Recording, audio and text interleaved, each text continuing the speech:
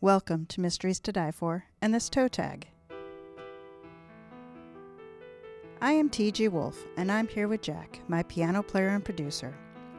This is normally a podcast where we combine storytelling with original music to put you at the heart of a mystery. Today is one of our bonus episodes that we call a toe tag.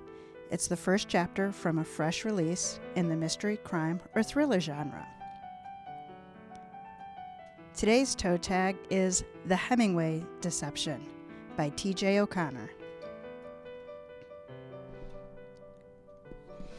All right, ready for chapter 1? I get everything set up here in front of me.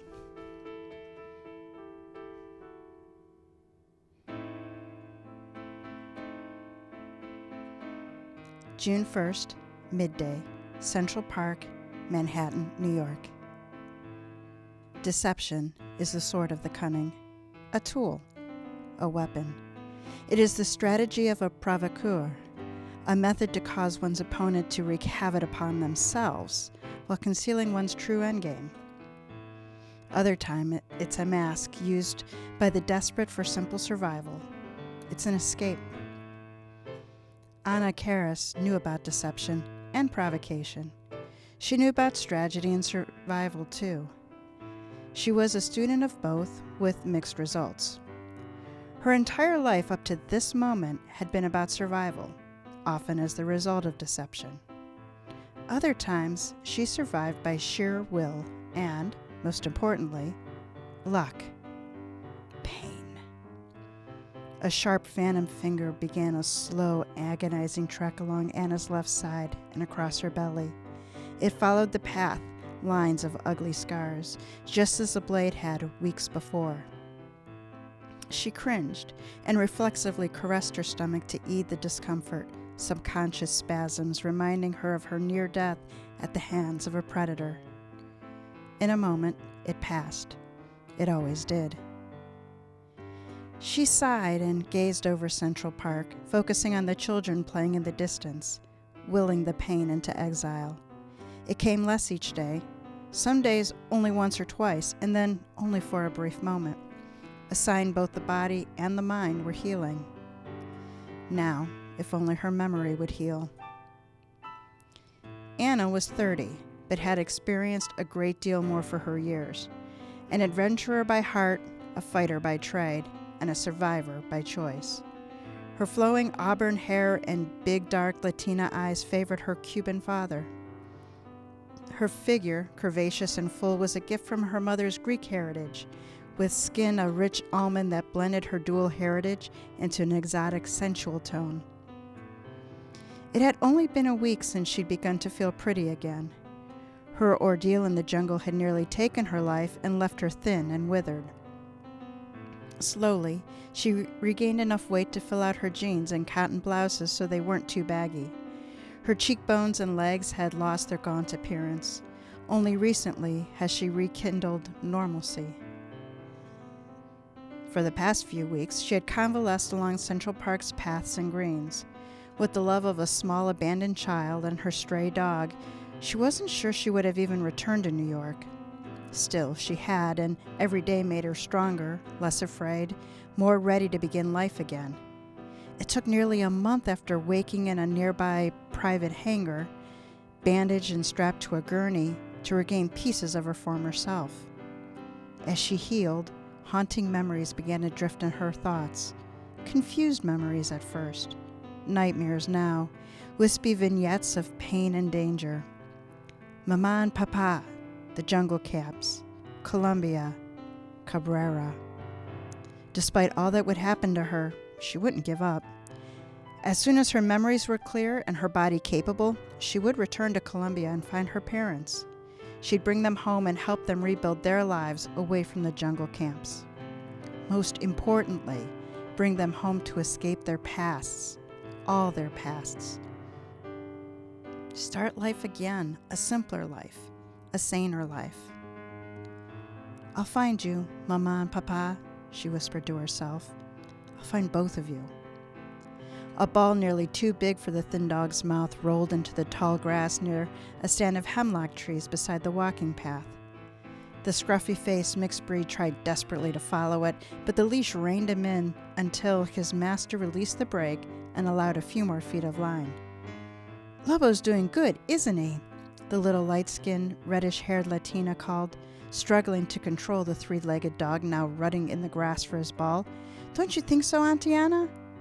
Auntie was a faux title, a ruse to deflect unwanted questions. There was no blood between Sarah and her, no lineage, no history. They met at a dusty roadside gas station 2 months ago. Days later, they survived a horrific attack that left Lobo and Anna close to death.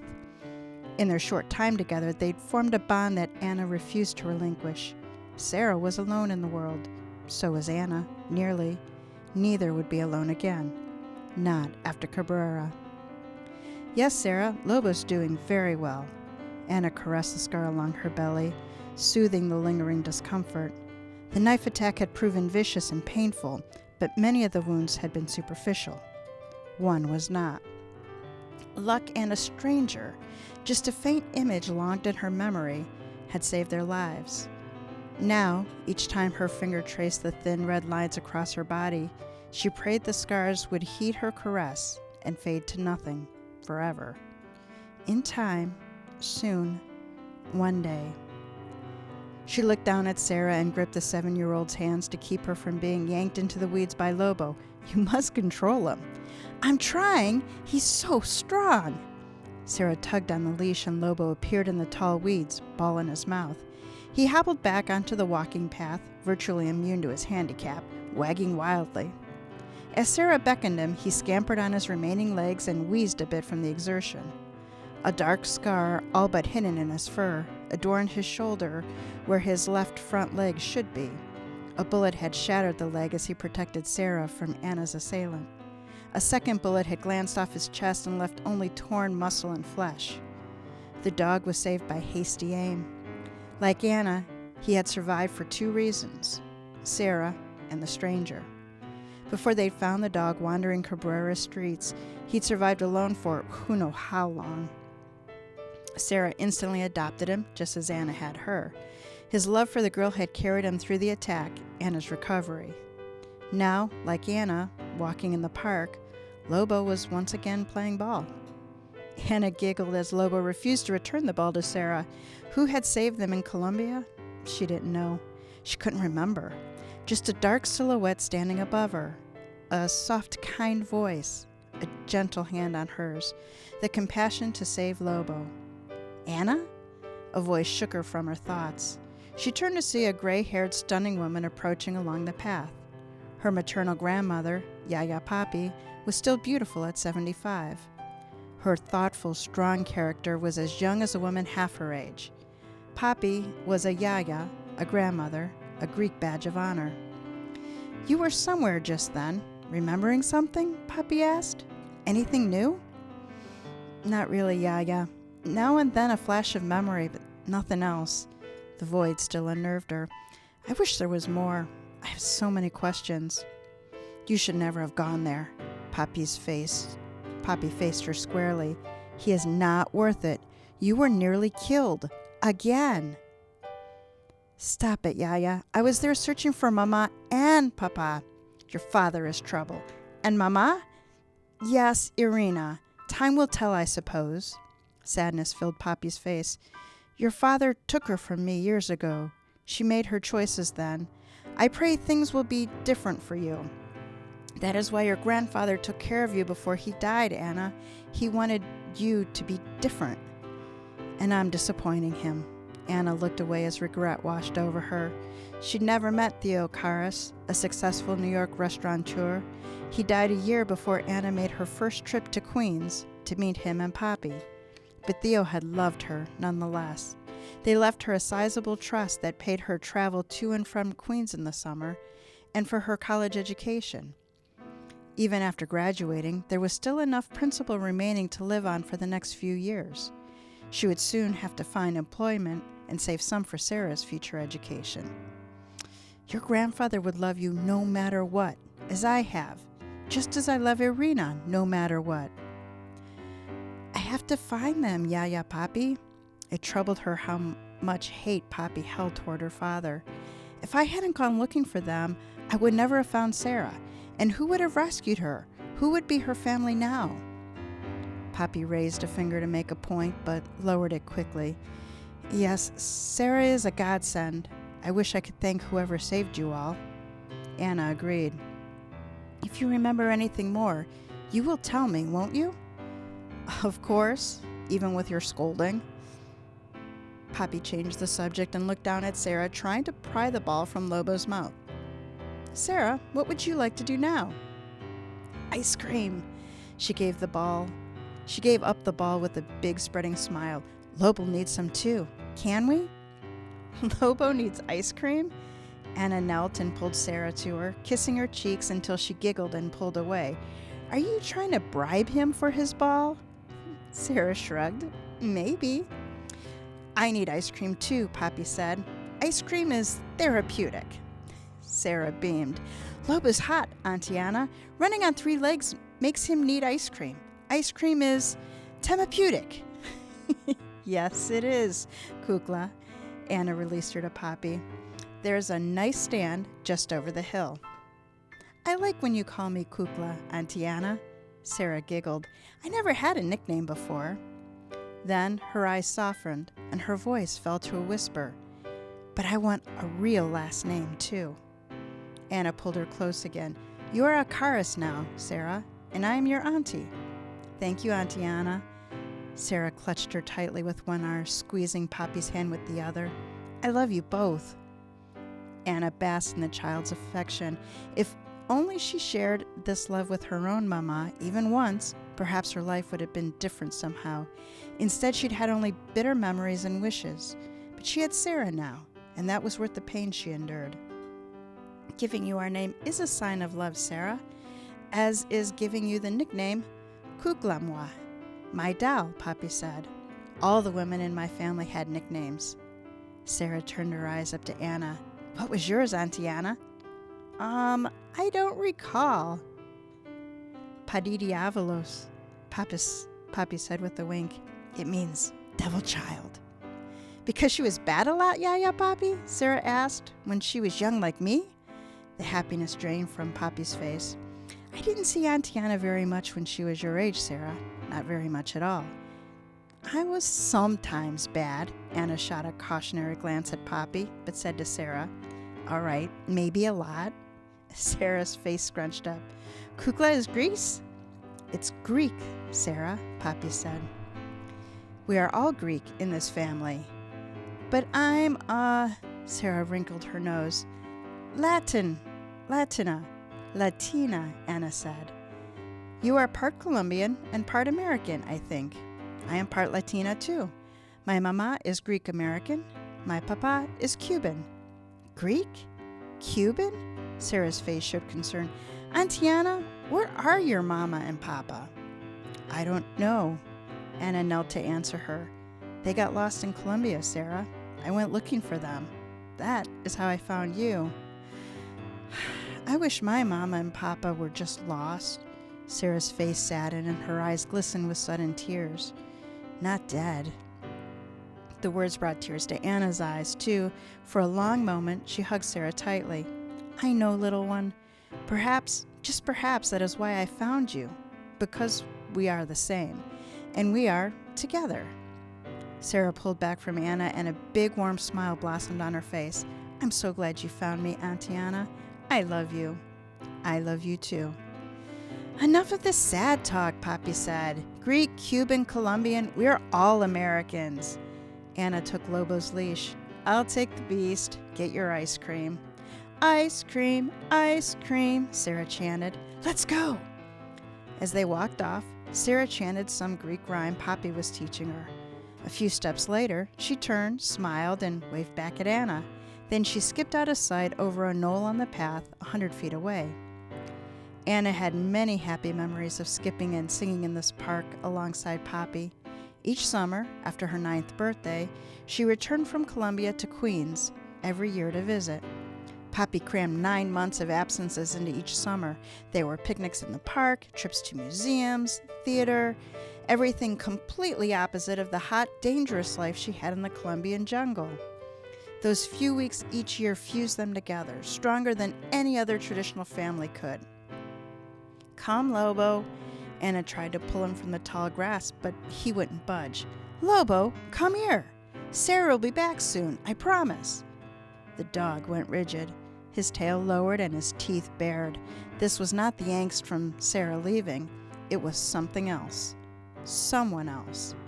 3 men crested the knoll where Sarah and Poppy had just passed. They stopped and, for a few moments, looked behind them down the path toward Sarah and Poppy. Finally, they turned and walked toward her. The 3 walked in a staggered line. 2 square-framed Latinos walked front and rear, both wearing suits and dark sunglasses. Between them was a heavier Latino, a robust man, in khaki slacks, a dark button-down dress shirt, and a wide-brimmed Panama hat. That man? Her belly scars tingled. Panama hat wore large aviator sunglasses that, along with the hat sitting low on his brow, helped obscure part of his face. He stopped abruptly at the path section a few yards from where she sat. He glanced around and spoke quietly to the man ahead of him. His escort stopped in unison, holding their positions, though fixed in place by some unseen barricade surrounding them. Panama Hat looked at Anna, spoke again to his cohorts, laughed, and continued forward. A shiver unsettled her. Icy fingers gripped her spine and began climbing upward, chilling her body and nagging her breath. What was it about him? Something familiar, disturbing. Her scars suddenly burned and sent hot needles deep inside her soul. These men? Was it them? They grew closer. Lobo moved beside Anna and lowered into a protective crouch. He snarled through bared teeth. He quivered, ready for battle. "No, Lobo, it's all right." Was it? The dog trembled, rose and crouched, stepped forward and retreated, refusing to obey her commands. His eyes locked on the large man. "What a silly dog," Panama Hat said to her as they came closer. "He manages on 3 legs?" "He does quite fine." Heat raced through her as the man's voice sent out alarms. "Do I know you?" "I don't know." He cocked his head. "Do you?" I'm unsure." Something about him was too familiar, something threatening and dark, a voice and image that hovered just beyond her memory, taunting her. "You're familiar." "Yes, I think." "You're mistaken." He gestured to his men, and they moved on. As they passed on the far side of the path, Panama Hat turned and glared at Lobo. He gave Anna a thin, cynical grin as he removed his sunglasses and looked squarely at her. Their eyes met. Fire. Pain. No, no, no. A storm exploded and a wave of memories were unleashed. Lightning erupted in her thoughts. Images swirled and combined like a tornado touching down. A recollection, a man standing over her as she lay on her back, her body enveloped in pain. The searing stab of steel penetrated her side. Punches, kicks. She felt life draining from her belly. Darkness tried to claim her as the cold enveloped her. Voices and shapes whirled and settled into firm memories. The man standing over her, he knew her. He ordered someone to finish her as he watched her cut and beaten. That man? Panama Hat. No, Anna, could it be? He was here, watching her from the walking path 20 feet away? Here? Alarm bells clanged as the past collided with the present. She started to rise from the bench but stopped, dizzy and uncertain. She pulled Lobo close against her legs and held his collar. Her breath refused to come. Her scars turned into trails of fire. No, not him. Not here. How? Panama Hat continued to stare, wearing a thin, taunting grin. He spoke to his men. They turned and stared as well. She focused only on him, trying to find something to prove that he was not her nightmare. Another wave of nausea gripped her. 9, 9, 9. A cluster of dark reddish scars, the pattern of the number 9, disfigured his right cheek. A grotesque blemish that sent black spots across her eyes and weakened her to a near faint. 9, 9, 9. Colonel Vergara, He was here. 999. Her scars burned so hot that now she grabbed her side, bent forward, and muffled a cry. Like dawn breaking, the dark shroud that had cloaked her thoughts lifted, floated away. Another rush of thoughts commenced. Faces and words, deeds and misdeeds, angst and terror. Columbia, Cabrera, Colonel Valguera. The man had nearly killed her. 999. All right, so that was the first chapter of the Hemingway Deception. So it was released from Suspense Books and promoted by Partners in Crime Tours. It's available from Amazon and other book retailers. Links are in the show notes. So let's learn a little bit about the author, TJ O'Connor. TJ is the author of the Hemingway Deception, Dying with the Secret, that's pending publication, The Consultant, and 4 paranormal murder mysteries. I'll have to look them up. I love paranormal murder. Okay, that sounded bad. TJ is an international security consultant specializing in anti-terrorism, investigations, and threat analysis, life experiences that drive his novels. With his former life as a government agent and years as a consultant, he has lived and worked around the world in places like Greece, Turkey, Italy, Germany, the UK, and throughout the Americas, among others. TJ is a Harley Davidson pilot, a man about dogs, and a lover of adventure, cooking, and good spirits, both kinds. He was raised in New York's Hudson Valley and lives with his wife and Labrador companions in Virginia, where they raised 5 children who are supplying a growing tribe of grands.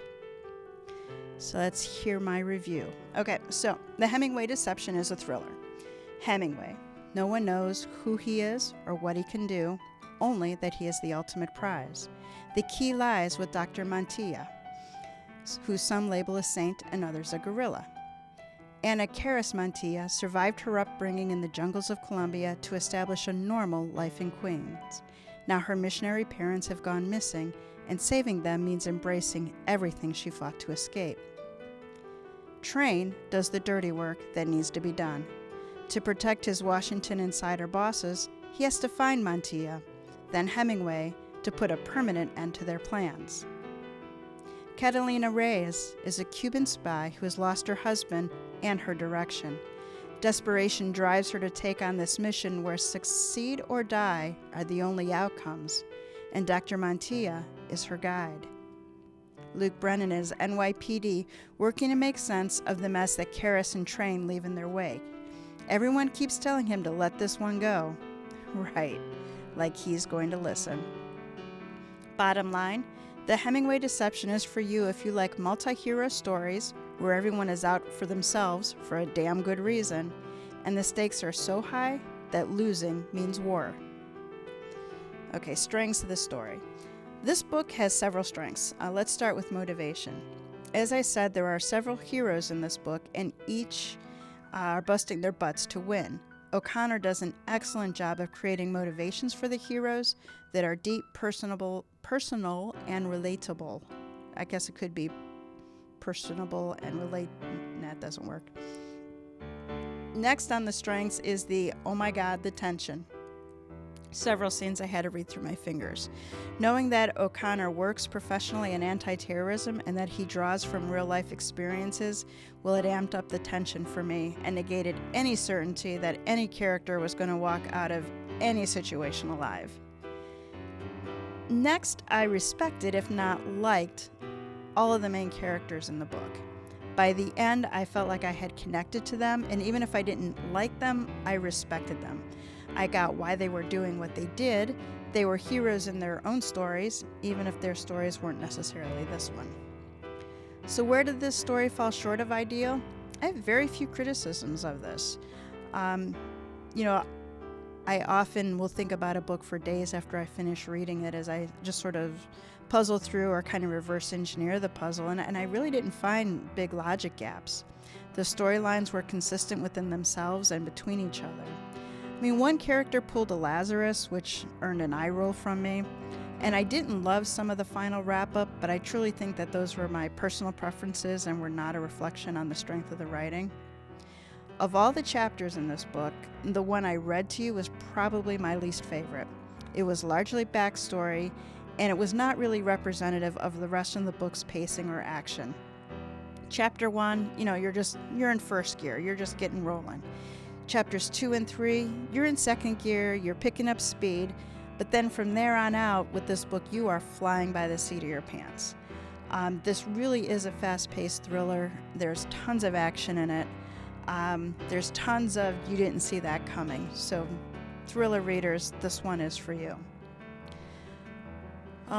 This was promoted by Partners in Crime Tours, and they represent a network of over 300 bloggers offering tailor-made virtual book tours and marketing options for crime, mystery, and thriller writers from around the world. Founded in 2011, Partners in Crime offer virtual book tour services for well-established and best-selling authors, as well as those just starting out. Partners in Crime prides itself on its tailored packages for authors with the personal touch from their tour coordinators, and I personally attest to their personal touch. I have been awed by the things that these ladies can do. For more information, check out their website, partnersincrimetours.com. I'll put the link in the show notes. Join us next week for Mysteries to Die For. Episode 3 is This Never Happened to Wolfman Jack by Nikki Knight. DJ J. Jordan is working alone, spinning tunes for lonely hearts on a Saturday night. When company arrives, it isn't her yoga buddies, but a blast from the past with a gun. Time is running out. If Jay can't solve this cold case, she may just have to resort to Jumpin' Jack Flash. And that wraps up this toe tag. Thanks for joining us, and we look forward to seeing you next week.